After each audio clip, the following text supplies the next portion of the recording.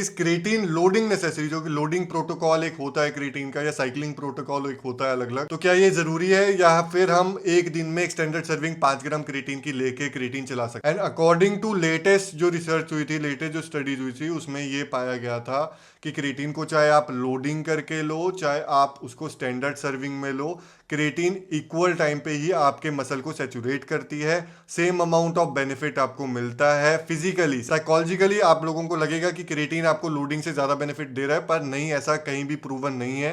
Creatine आपको equal benefit देगा, चाहे आप 5 ग्राम की सर्विंग लो एक एक दिन में करके, चाहे आप 5 दिन तक 20-20 ग्राम की सर्विंग लो, उसके बाद 3-3 ग्राम कर दो। मेंटेनेंस जिसको प्रोटोकॉल बोलते हैं, ये आपका क्रिएटिन लोडिंग का।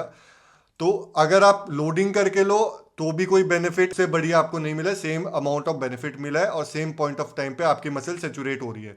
Approximately saturation point of time में आपको थोड़ा बहुत इधर उधर का डिफरेंस दिखेगा, पर वो भी नेसेसरी नहीं है। और बल्कि मेरे पॉइंट ऑफ व्यू से तो मैं आपको सजेस्ट करूंगा कि आप स्टैंडर्ड सर्विंग ही लो, क्योंकि ये डोजेज वाले में आपका क्रिएटिनिन लेवल भी इंक्रीज होगा।